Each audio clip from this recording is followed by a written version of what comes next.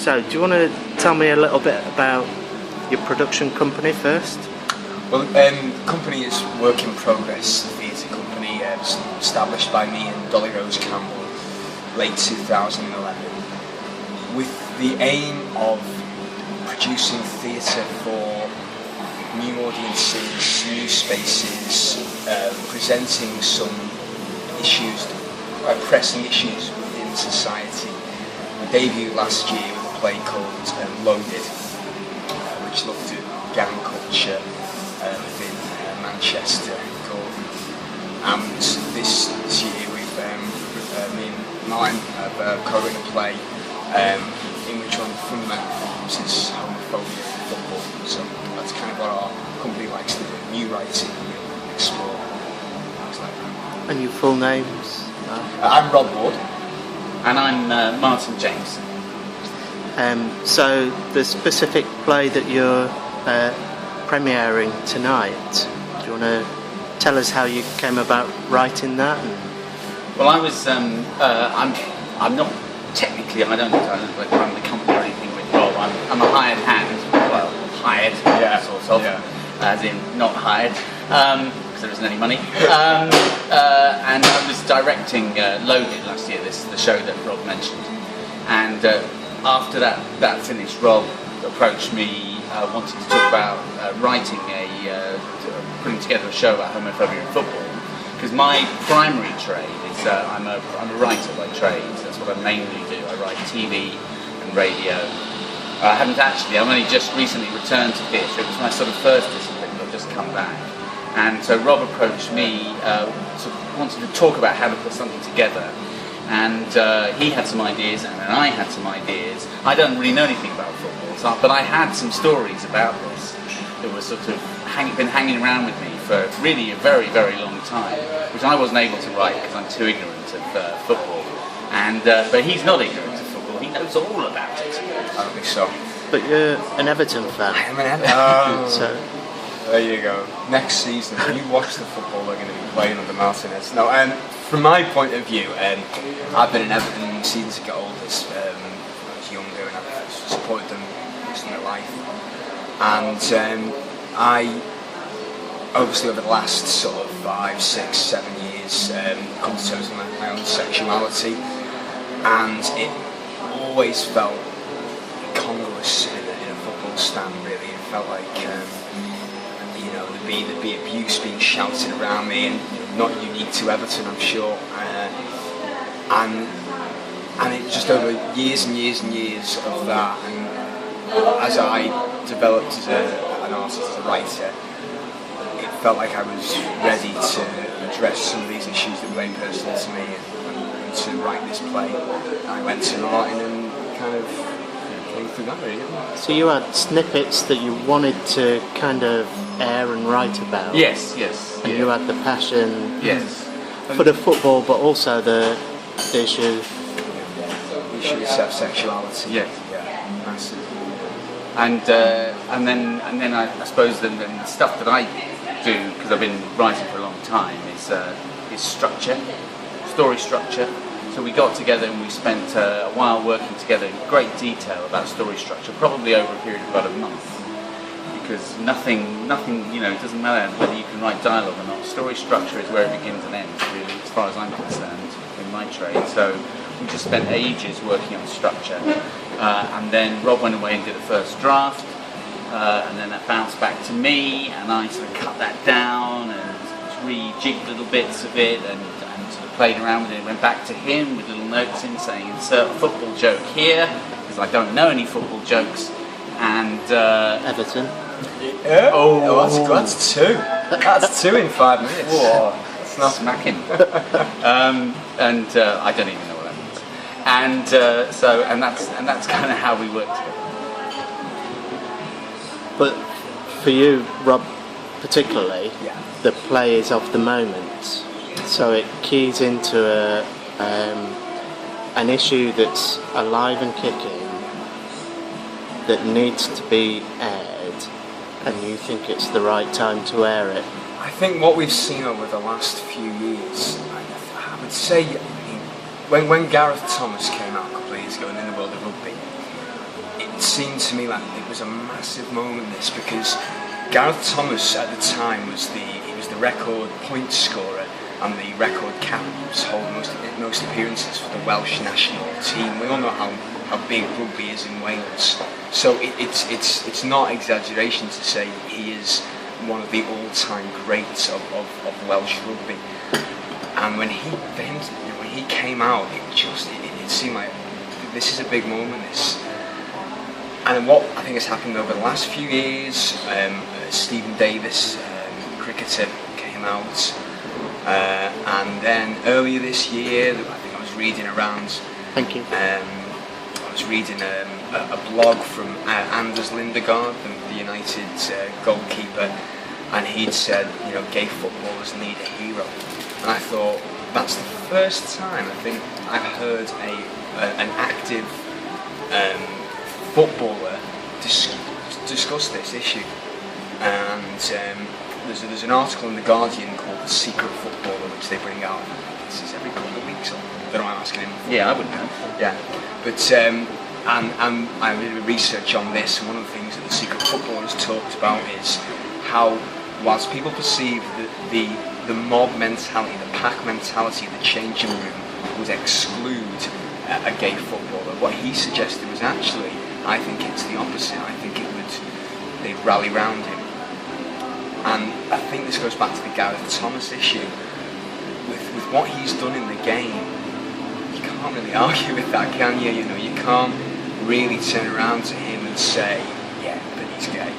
Because he goes, yes, but look what I've done in this sport, look what I've done for our country, look what and to me, that, whilst it does seem that there's endless homophobic abuse from the stands, there is at the same time, I feel like what is working at the moment is we're slowly, and for the first time in the history of the sport, starting to get a discussion going on this.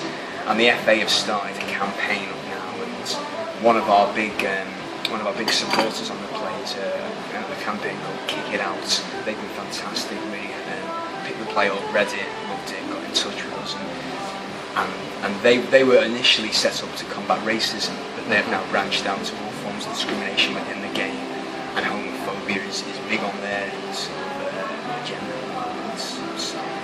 So, Martin, when it comes to writing the play, how important is it to have an issue that's live and of the moment?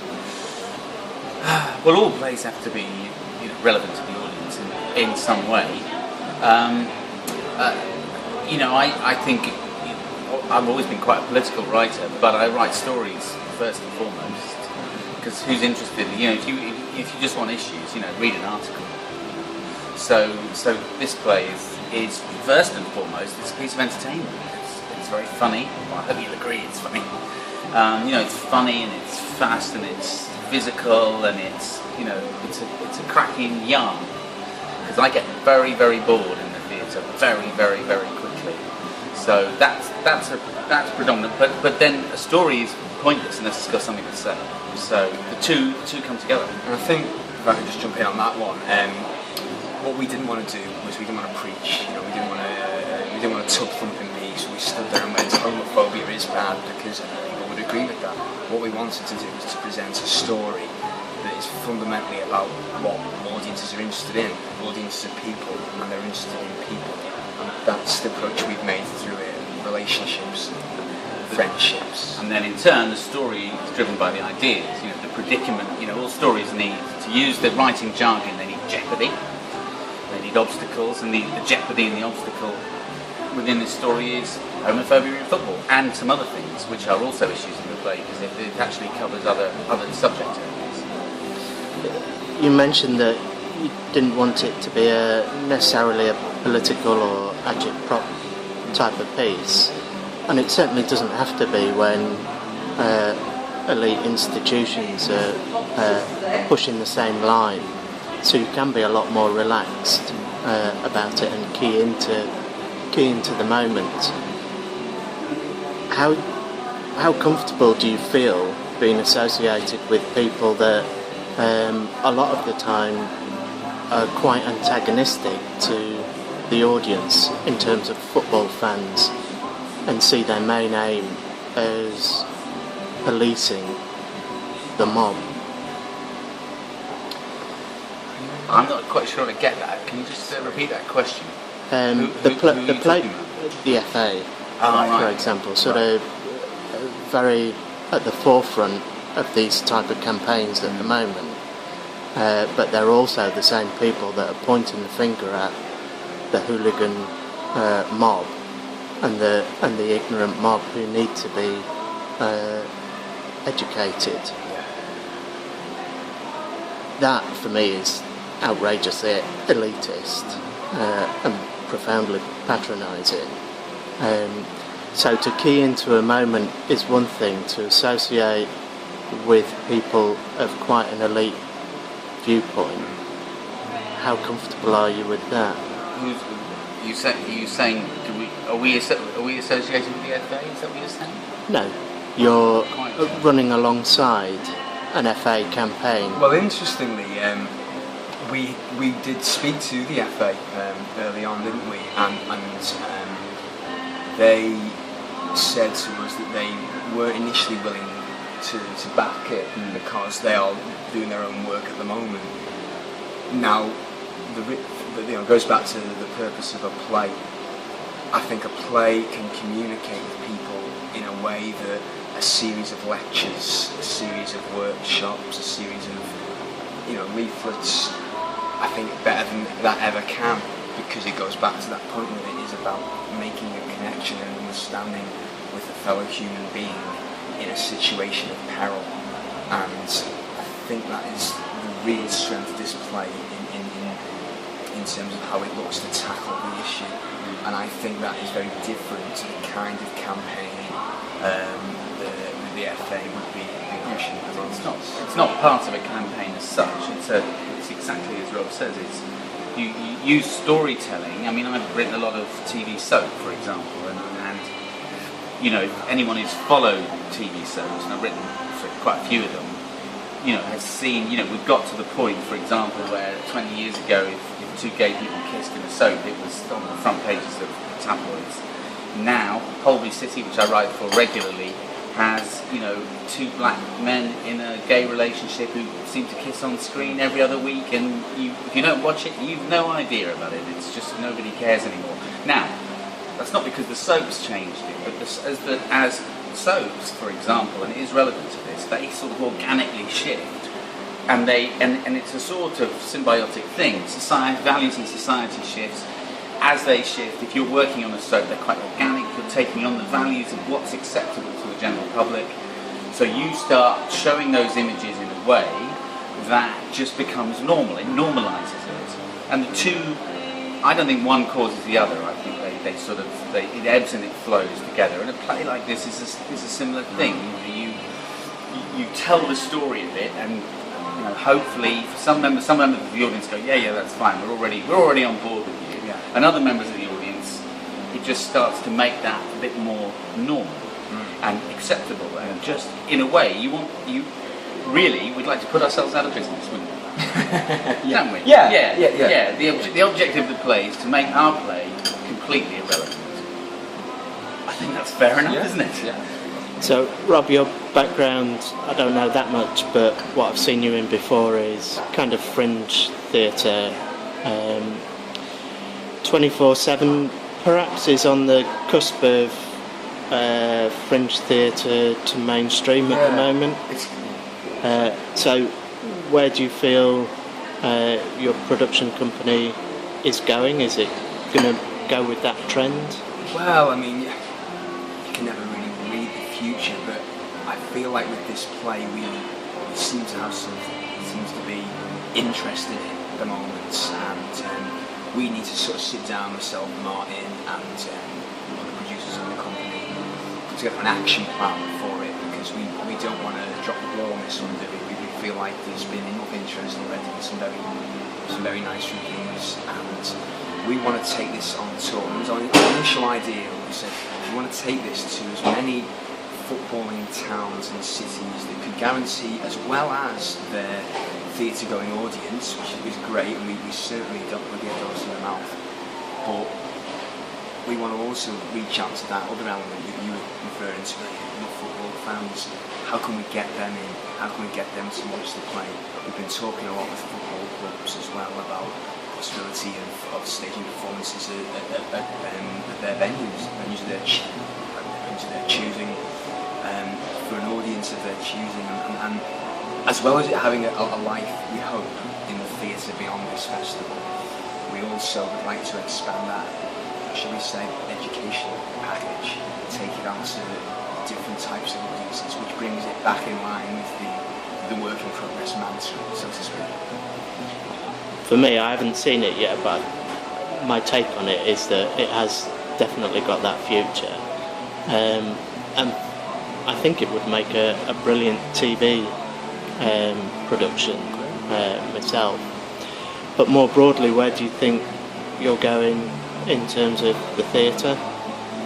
Well, we've got, we're putting together as we speak a list of theatres, predominantly northern based to start with, work our way around the north. We would like to move over to a festival in Dublin. We've got a meeting with somebody in Edinburgh this summer about a gay festival in Dublin in May. We're discussing then Brighton Fringe, and the aim ultimately, I suppose, is the Edinburgh Fringe with a view to a transfer to London. Should the show be as well received there as it has been? I mean, one of the things is we've had a week here and it's been very, very well received, and to use that as our springboard, to help sell it, because in the end, we're in a marketplace. So, while you have sort of objectives and ideas you want to put forward, you've got to do that within the marketplace of commercial and indeed subsidised theatre, which exists in a semi-marketplace. Because we are still in a situation where we need the funding. We're not a company that has that there, so we're constantly looking for that. So while I'm saying all those things, they sound grand and wonderful, a lot of it will rely on money. Sadly. And beyond this play? Well, we enjoyed writing together, and we'll always. And I think the one thing this has done for me as a writer is, I've been acting for a few years, and I've written little bits and bobs, and just been. This play has made me actually go, yeah, you know what, you should believe in yourself.